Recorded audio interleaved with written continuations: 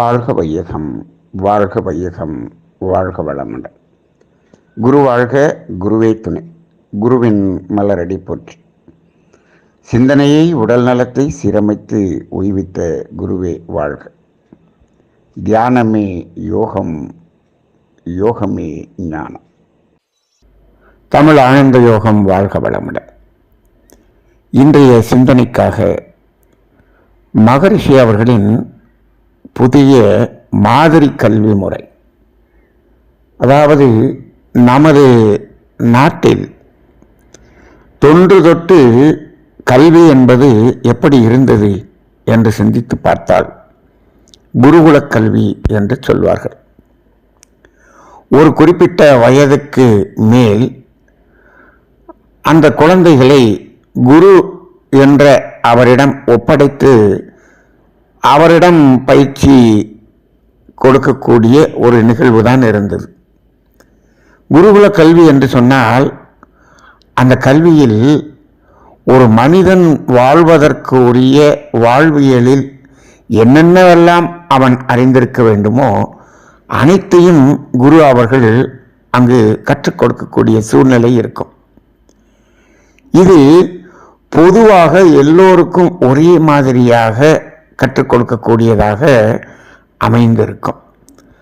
அது மட்டுமல்ல, அங்கு அந்த குரு என்பவர் இயற்கை சார்ந்த அனைத்து ஞானங்களையும் பெற்றவராகவும் இந்த உலகியல் வாழ்வுக்கு என்ன தேவை, அது எப்படி இருக்க வேண்டும் என்ற ஒரு புற வாழ்வியல் ஞானத்தையும் பெற்றவராக இருப்பார். அப்ப இப்பொழுதெல்லாம் அந்த கல்வி முறை இங்கு இல்லை என்பது நமக்கு தெரியும். எப்பொழுது அந்த ஆங்கிலேயர்கள் இங்கு ஆட்சி செய்ய வந்தார்களோ அப்பொழுது இந்த கல்வி முறையையே மாற்றி அமைத்து விட்டார்கள். இப்பொழுது இந்த இருக்கக்கூடிய கல்வி முறை எப்படி இருக்கிறது என்று சொன்னால், அதாவது எழுத்தறிவு, மொழியறிவு, தொழிலறிவு என்பதை மட்டுமே உள்ளடக்கியதாக இருக்கிறது. அதாவது பொருள் சம்பாதிப்பதற்கு, பொருள் உற்பத்தி பண்ணுவதற்கு என்ன வேண்டுமோ அதை மட்டுமே கல்வியாக கொடுக்கக்கூடியதாக மாறிவிட்டது. அப்போ கல்வி என்றால் பணம் சம்பாதிப்பதற்காக மட்டுமே அந்த கல்வி உதவும் என்பதாக மாறிவிட்ட ஒரு நிலை. ஆனால் அந்த கல்வி வாழ்க்கையை எப்படி வாழ்வது என்று சொன்னால், பணம் இருந்தால் வாழ்க்கையை வாழ்ந்து கொள்ளலாம் என்று நினைக்கக்கூடிய இந்த சமுதாயம். ஆனால் கல்வி என்பது எப்படி இருக்க வேண்டும் என்று சொன்னால், அது அந்த மாணவன் வாழ்க்கை வாழ்வது என்பதை எப்படி ஆரோக்கியமாக வாழ்வது, எப்படி பிறருக்கு துன்பம் கொடுக்காமல் அறநெறியில் எப்படி வாழ்வது, எது தேவை, எது துன்பம், எப்பொழுது துன்பமாக மாறும், இவ்வாறு வாழ்வியலில் இருக்கக்கூடிய அனைத்தையும் அறிந்தவனாக இருக்க வேண்டும். இப்பொழுதெல்லாம் அந்த முழுமையான கல்வி கொடுக்கப்படவில்லை. அதைத்தான் மகரிஷி அவர்கள் என்ன சொல்வார்கள் என்று சொன்னால், இன்றைய கல்வி முறையிலே அந்த இயற்கை தத்துவ அறிவும் ஒழுக்க பழக்க அறிவும் விடுபட்டு போய்விட்டது என்று சொல்வார்கள். சரி, அந்த தொழிலறிவு என்று சொல்லும் பொழுதும் இப்பொழுதெல்லாம் என்ன ஆகிவிட்டது என்று சொன்னால், எந்த தொழில் கல்வியை கற்றால் பணம் அதிகமாக கிடைக்குமோ அதையே எல்லோரும் தேடுகின்ற ஒரு நிலையை பார்க்கிறோம். அப்படி மாறும் பொழுது அந்த கல்வியை கற்ற பிறகு அதிகமாக பொருளீட்ட வேண்டும் என்ற நோக்கத்திலேயே அவர்கள் வேலை தேடுவதும் தொழில் செய்வதுமாக மாறிவிட்டது. அப்போ இந்த தொழில் என்பது இந்த சமுதாயத்துக்கு நாம் ஏதோ ஒரு வகையில் அந்த தொழில் பயன்பாட்டின் அடிப்படையில் செய்கிறோம் என்று இல்லாமல் இப்பொழுது என்ன ஆகிவிட்டது, தொழில் என்று சொன்னால் லாபம் என்ற ஒரே நோக்கம் என்ற அடிப்படையில் மாறிவிட்டது. அப்படி என்றால் அந்த தொழில் என்பது இந்த சமுதாய மக்களுக்கு துன்பம் அளிக்கக்கூடியது, துன்பத்தை கூட்டக்கூடியதாக இருந்தாலும் அதையும் தொழில் என்றே செய்யக்கூடிய ஒரு நிலை வந்ததற்கு காரணம் என்ன என்று சொன்னால், தொழில் என்பது பணம் சம்பாதிப்பதற்கு மட்டுமே என்று அவர்கள் நினைத்த ஒரு நிலைதான்.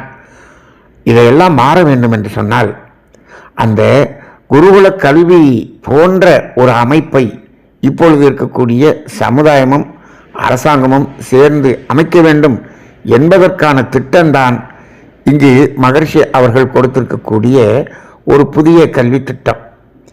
இதை மகரிஷி அவர்கள் உலக சமாதானம் என்ற ஒரு நூலை எழுதும் போதே அவர்கள் நிறைய, அதாவது வாழ்க்கையில் ஒவ்வொரு பகுதிகளையும் எப்படியெல்லாம் இருக்க வேண்டும் என்று ஒரு கற்பனை செய்து எழுதியிருந்தார்.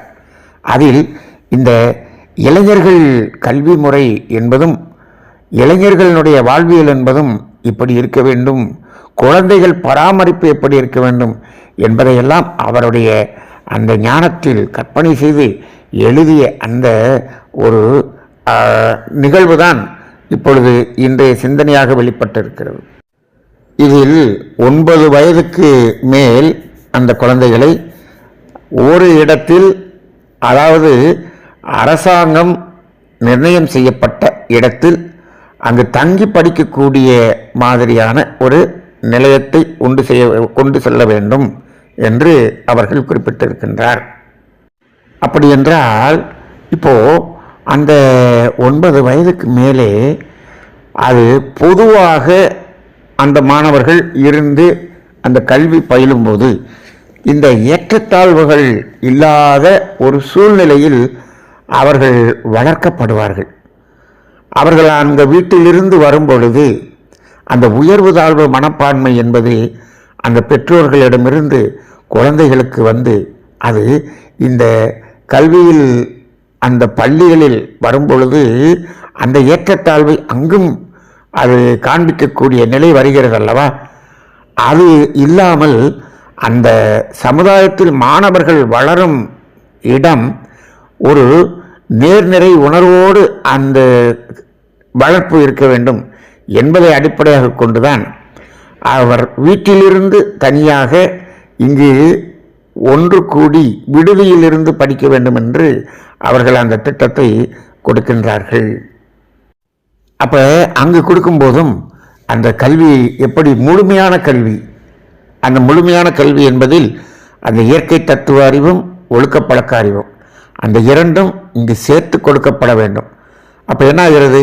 பொதுவாக எழுத்தறிவு, மொழியறிவு இந்த இரண்டும் அடிப்படையான ஒரு கல்வியாக இருக்கும்.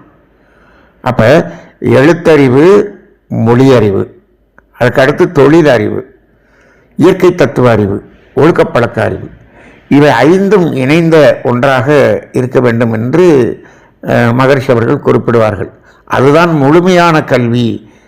அது அத்தியாவசியமாக கொடுக்கப்பட வேண்டிய ஒன்று. எப்பொழுது? இளைஞர்களாக இருக்கும் பொழுதே அந்த இயற்கை தத்துவத்தையும் ஒழுக்க பழக்கத்தையும் கொடுத்து விட்டால் இந்த சமுதாயம் முழுமையாக ஒரு அறம் சார்ந்த சமுதாயமாக பிற்காலத்தில் வந்துவிடும் என்பதுதான் மகரிஷியினுடைய திட்டம். இந்த திட்டமெல்லாம் உலக அமைதிக்கான ஒரு திட்டம்தான். அதை மகரிஷி அவர்கள் என்ன சொல்லுகிறார்கள்? முதலில் ஒரு நாட்டிலே அதை அமல்படுத்தி, அதை மாவட்டம் தோறும் அமல்படுத்தி, அதை ஒவ்வொரு ஊரிலும் அமல்படுத்தக்கூடிய ஒரு நிலை வந்தது என்று வைத்துக் கொள்ளுங்கள். ஒரு நாடு அமைதி பெறும் பொழுது இதை பார்த்து உலக நாடுகளெல்லாம் இந்த முறையை பின்பற்றுவார்கள் என்ற அடிப்படையில் கொடுக்கப்பட்டதுதான் இந்த கல்வியின் ஒரு நோக்கமாக இருந்திருக்க வேண்டும். அடிப்படையாக ஆன்மீக கல்வி என்பது மட்டுமல்லாமல் பொருளாதாரமும் சொல்லிக் கொடுக்கப்பட வேண்டும். ஏனென்று சொன்னால் பொருளாதாரம் என்பதுதான் இந்த சமுதாயத்தில் மக்களோடு இணைந்து வாழும் பொழுது அந்த பொருளாதாரம் என்பது அங்கு ஒரு முக்கிய பங்கு வகிக்கக்கூடியதாக இருக்கும். அப்போ அந்த பொருளாதாரம் சொல்லிக் கொடுக்கப்பட வேண்டும். விஞ்ஞானம் சொல்லிக் கொடுக்கப்பட வேண்டும். அது மட்டுமல்ல, அங்கு சமுதாயம் சார்ந்த சமூக இயல் சொல்லிக் கொடுக்கப்பட வேண்டும், தொழில் சொல்லிக் கொடுக்கப்பட வேண்டும். அங்கு அரசாங்கம் என்ற அரசியலும் அங்கு இடம்பெற வேண்டும், சமையலும் சொல்லிக் கொடுக்கப்பட வேண்டும். இப்படியெல்லாம் பல்வேறு வகையில் இந்த கல்வி அமைய வேண்டும் என்று சொல்லுகிறார். அப்போ என்னன்னா, ஒரு சமுதாயத்தில் மக்கள் வாழ்வதற்கு வேண்டிய அனைத்து துறைகளும் ஒவ்வொரு இளைஞர்களும் தெரிந்திருத்தல் வேண்டும் என்று சொல்லுகிறார். இப்பொழுதெல்லாம் அதை நாம் என்ன செஞ்சிட்டோம்னா, அதை விருப்ப பாடமாக வைத்து விட்டோம். ஒருத்தர் வரலாறு படிக்கிறார்னா வரலாறோடு விட்டுறார், விஞ்ஞானம்னா விஞ்ஞானத்தோடு விட்டு விடுகிறார். ஆனால் அடிப்படையாக எல்லோரும் எல்லாவற்றையும் தெரிந்திருக்க வேண்டும். இது ஒரு வாழ்வியல் கல்வியாகத்தான் மகரிஷி அவர்கள் கொடுக்கிறார்கள். அதுவும் ஒரு குறிப்பிட்ட வயதுக்கு பின்னால். இப்போது ஒரு 6 வருடங்கள் சொல்லுகிறார். அந்த 16 வயதுக்கு பின் அதில் அவர்கள் தொழில் சார்ந்து ஒரு திறமை வாய்ந்தவர்களாக மாற்றம் பெறும் பொழுது அங்கு அவரவர் என்னென்ன துறை அதில் விரும்புகிறாரோ அந்த துறையில் அவரை நிபுணத்துவமாக்கி அந்த தொழிலை வளர்ப்பதற்குரிய சூழ்நிலையை உருவாக்க வேண்டும் என்றும் சொல்லுகிறார்.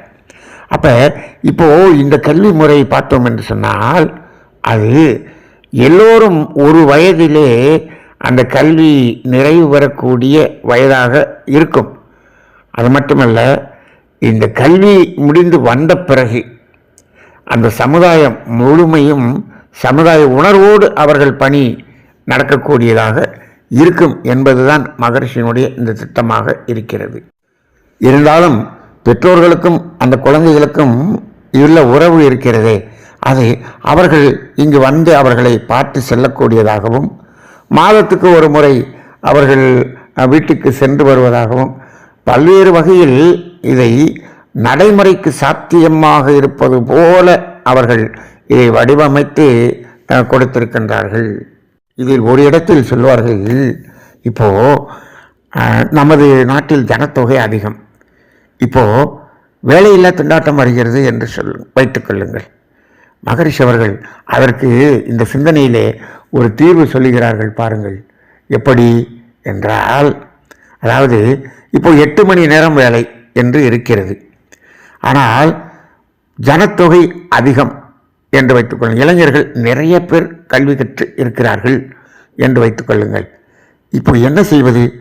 ஒரு குறிப்பிட்ட சாராருக்கு வேலை இல்லாமல் இருந்தால் அவர்கள் சமூக விரோதிகளாக மாறிவிடுகிறார்கள். அப்போ அது என்ன ஆகிறது? அந்த வேலைக்கு சென்று வருபவர் இவரை கண்டு அஞ்சுவதாக இருக்கிறது. அந்த மாதிரியான ஒரு சூழ்நிலை சமுதாயத்தில் உருவாகி விடுகிறது. அது வரக்கூடாது என்பதற்காக என்ன செய்வார் என்று சொன்னால், இப்போது 8 மணி நேரம் என்பதை 6 மணி நேரமாக மாற்றிவிட்டோம் என்று சொன்னால், மீதம் இருக்கக்கூடிய 2 மணி நேரத்தை அந்த வேலையை அதை பகிர்ந்து கொடுத்தால் அந்த வேலை இல்லாமல் இருப்பவர்களுக்கு அந்த வேலையை கொடுத்து விட முடியும். அப்போ எல்லோருக்கும் 6 மணி நேரம் வேலை என்று ஆகிவிடும். அப்போ என்ன ஆகிறது? 8 மணி நேரம் சம்பளத்துக்கு பதிலாக 6 மணி நேரம் சம்பளம். இப்போது இது ஒரு சாரார் 8 மணி நேரம் சம்பளம் வாங்கி இன்னொரு சாரார் வேலையே இல்லாமல் இருக்கும் பொழுது அவரிடம் பறித்துண்ண வேண்டிய ஒரு சமுதாய விரோதிகளாக மாறிவிடுகிறார்கள் அல்லவா? அப்போ இதை சமன் செய்வது, இதுதான் மகரிஷி சொல்வார்கள், இதுதான் உண்மையான கம்யூனிசம் என்று சொல்வார்கள், இதுதான் சமநிலைப்படுத்தும் தன்மை என்று சொல்வார்கள். அப்போ எல்லோருக்கும் 6 மணி நேரம் வேலை, அப்போ அதற்குரிய சம்பளம். அப்போ அந்த சம்பளத்தை கொண்டு அந்த வருமானத்தை கொண்டு எப்படி வாழ்வது என்பதை வாழ்க்கை தத்துவம் என்பதில் மகரிஷி அவர்கள் விளக்கி கூறிவிட்டார்கள்.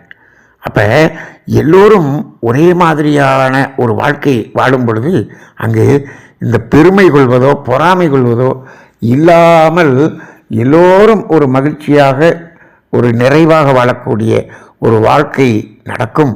இதெல்லாம் ஒரு பெரிய கற்பனை தான், மகரிஷி அவர்களுடைய கற்பனை. இதையெல்லாம் இந்த மாணவர்கள் ஏற்றுக்கொள்வார்களா?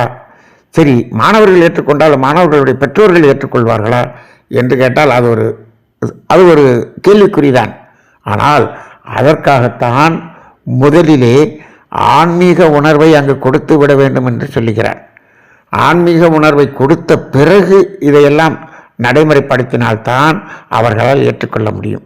இப்போ ஆன்மீகத்திலே காந்த தத்துவமும் அலை இயக்க தத்துவமும் செயல் விளைவு தத்துவமும் கர்மவினை தத்துவத்தையும் நாம் உணர்த்தி விட்டோம் என்று சொன்னால் இந்த கல்வி முறையை அவர்களால் ஏற்றுக்கொள்ள முடியும். அப்படி இல்லை என்று சொன்னால் அதை ஏற்றுக்கொள்ள மாட்டார்கள். ஆனால் இப்பொழுது இந்த சமநிலை இல்லாமல் இருக்கக்கூடிய ஒரு வாழ்க்கை தான் இன்று மக்களிடையே இருக்கக்கூடிய பெரும் துன்பத்துக்கெல்லாம் காரணமாக இருக்கிறது என்பதையும் நாம் உணர வேண்டும். இன்றெல்லாம் அந்த ஏற்றத்தாழ்வுகள் மிக அதிகமாக இருக்கக்கூடிய ஒரு நிலையை நாம் பார்க்கிறோம். இப்பொழுதெல்லாம் இந்தியாவில் ஸ்டாட்டிஸ்டிக்ஸ் சொல்கிறாங்க, அதாவது 1981 பார்த்தோம் என்று சொன்னால், அதாவது அந்த அதிக முதலாளிகளாக இருக்கக்கூடிய அந்த முதலில் இருக்கக்கூடியவர்கள் அவர்களுடைய அந்த பங்கு ஒரு 10% 30% கூடியிருக்கிறது. அதே சமயத்தில் அன்று எதுவும் இல்லை என்று இருக்கக்கூடிய அந்த கீழ்த்தர மக்கள் என்று சொல்லுகிறோமே, அதாவது நடுநிலையில் இருப்பவர்களை காட்டிலும் கீழ்நிலையில் பொருளாதார நிலையில் இருப்பவர்களுடைய எண்ணிக்கை அதிகமாகி இருக்கிறது என்று சொல்லுகிறார்கள். அப்போ இந்த பொருளாதார ஏற்றத்தாழ்வு மனிதர்களிடம் அந்த இடைவெளி அதிகமாகி கொண்டிருக்கிறது என்று சொல்லுகிறார்கள். அப்போ இப்படி வரும்பொழுது என்ன ஆகும்? மனநிலை பாதிப்பு மட்டுமல்ல, சமுதாயத்தில் இருக்கக்கூடிய சீர்கேடுகளுக்கும் அதுதான் காரணமாக அமைகிறது. மனிதன் என்ன ஆகிறான் என்று சொன்னால், அந்த மனநிலையில் இவன் பாதிக்கப்பட்டு ஒவ்வொருவருடைய உடல்நிலையும் பாதிக்கப்பட்டு ஒரு ஆரோக்கியம் இல்லாத ஒரு சமுதாயமாக இருந்து கொண்டிருக்கிறது. எல்லோரும் ஒரு சமநிலையில் இருக்கும் பொழுது எந்தவித பாதிப்பும் யாருக்கும் இல்லை, எல்லோரும் நிறைவாக மகிழ்ச்சியாக வாழ முடியும் என்பதுதான் இதனுடைய நோக்கமாக இருக்கிறது. அப்போ இதை யார் செய்வது? இதை அரசாங்கம் தான் செய்ய வேண்டும். அரசாங்கம் என்பது எது? இந்த சமுதாயத்தினுடைய ஒட்டுமொத்த சமுதாயத்தினுடைய பொறுப்பாளர்கள் தான் அரசாங்கம். அப்போ அவர்கள் தான் என்ன செய்ய வேண்டும்? இந்த சமுதாயத்தில் இருக்கக்கூடிய பெரியவர்களை எல்லாம் கூட்டி இதை கலந்து ஆலோசித்து இதை படிப்படியாக கொண்டு வர வேண்டும். இது உடனடியாக எல்லாவற்றையும் உடனடியாக மாற்றிவிட முடியாது. ஆனால் இது மாதிரியான கல்விக்கூடங்கள் ஆங்காங்கே அரசாங்கம் அமைத்து அதை செயலுக்கு கொண்டு வந்தால் அது என்ன ஆகும்? அது நடைமுறையில் படிப்படியாக உயரும். ஆனால் அங்கு அமைக்கப்படும் பொழுது அங்கே அதை பொறுப்பாளர்களாக இருக்கக்கூடிய ஆசிரியர்களுக்கு முதலில் இந்த ஆன்மீகம் என்ற கல்வியும் அறநெறி கல்வியும் முழுமையாக உணர்த்தப்பட்டிருக்க வேண்டும். அப்பொழுதுதான் இந்த முறை நன்றாக பயனுக்கு வரும். அப்படி என்றால் இவையெல்லாம் மகரிஷி அவர்கள் திட்டமாக கொடுத்து விட்டார்கள். இதெல்லாம் நடைமுறைக்கு வர வேண்டும் என்று சொன்னால் வேதாத்திரிய சீடர்கள், வேதாத்திரிய தத்துவத்தின்படி வாழக்கூடிய சீடர்கள் இந்த நாட்டிலே, இந்த உலகத்திலே பெரும்பாலும் அதிகமாக உருவாக வேண்டும். அங்குதான் பிரச்சனை இருக்கிறது.